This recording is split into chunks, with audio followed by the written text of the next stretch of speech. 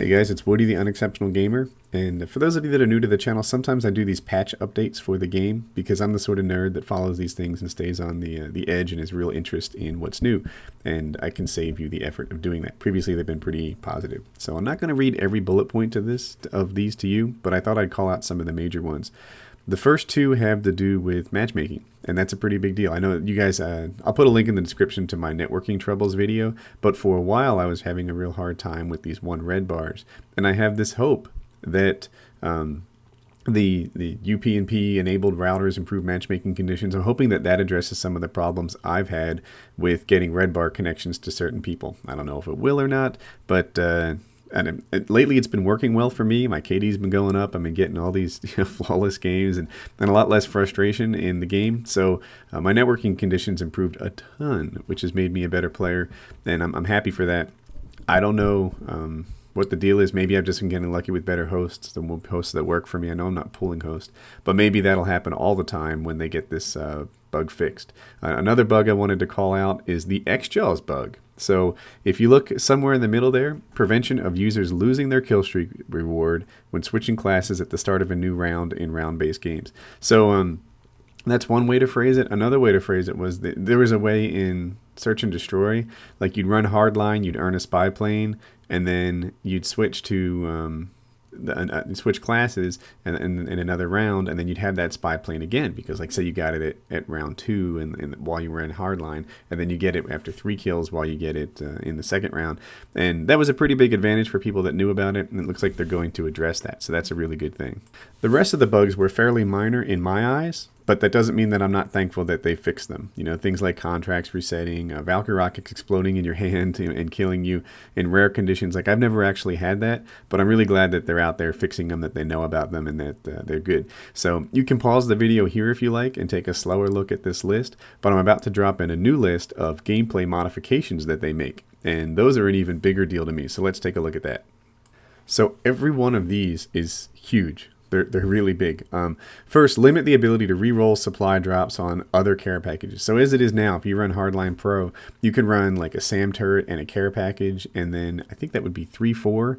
You can re-roll something and have the possibility of getting something better. Now, to me, I stopped doing that. It wasn't really that powerful a setup to me, because it would pull me off the objective. I'd run all the way back in my spawn, and it wasn't helping me win games, and winning games is my primary objective.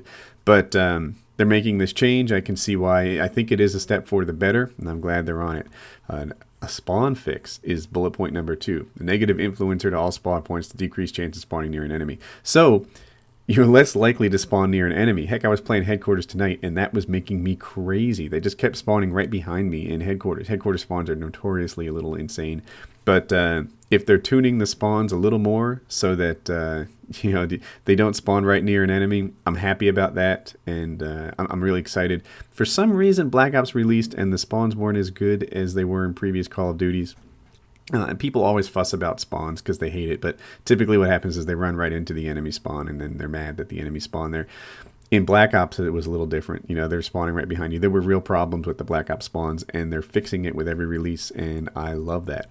You guys who watch my videos regularly will know they're fixing Ninja Pro. They're making it even better. They're increasing the range and volume of enemy footsteps, which is good, because even as it is now, Ninja Pro is not good enough. It's not where it should be. And they're going to make it better. They're not going to make it so good.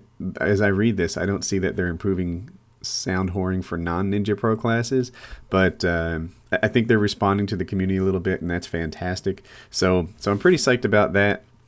I look forward to trying it. I like sound whoring. Sound whoring allows you to use one of your other senses. It's not like you buy a headset and instantly you're good at sound whoring. It takes weeks, or at least it took me weeks before I really understood what it was.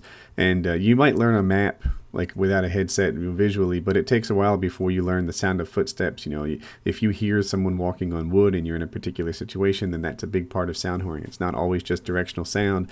It's knowing what that sound is and knowing what's around you and what the floor surfaces are. Is there broken glass near you? Is there snow near you? Is there the metal?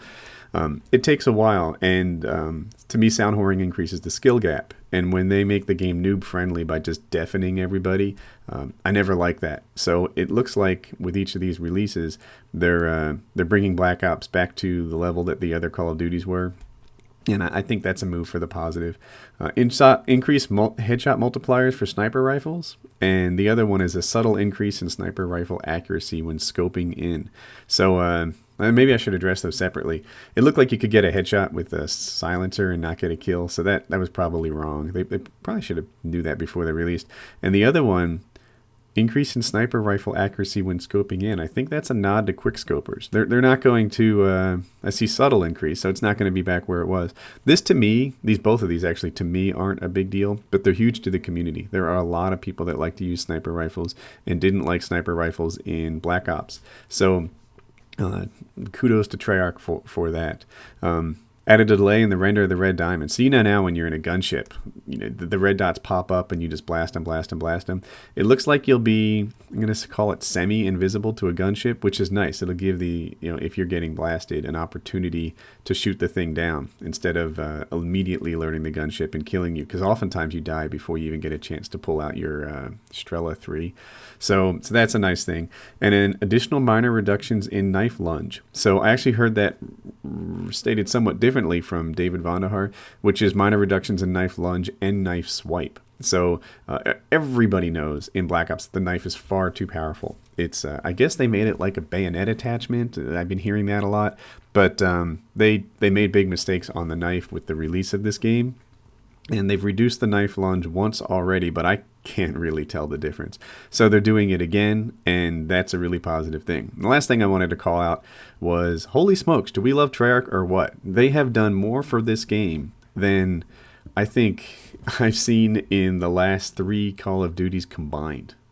Modern Warfare 2, my gosh, Infinity Ward, I'm so glad they're fired and they're gone, and they were just freaking dreadful. Even Call of Duty 4 didn't really have very many patch updates, although it wasn't really all that buggy either. Treyarch, man, they listen, they make these changes. If Treyarch had run COD 4, Frag Times 3 would have been dropped to Frag Times 2. If Treyarch ran Modern Warfare 2, then Noob Tubes wouldn't have been those unlimited resupplies. And so I'm so happy that they're making these changes. Treyarch has become, in my mind, one of the maybe the very top first-person shooter developer in the world at this point. And while their game is great, the fact that they tune this game to make it better is the really, really big deal. So this is the patch update. Sorry, this video is a little long. I usually try to keep them shorter. And I hope that you found this interesting. So have a nice day.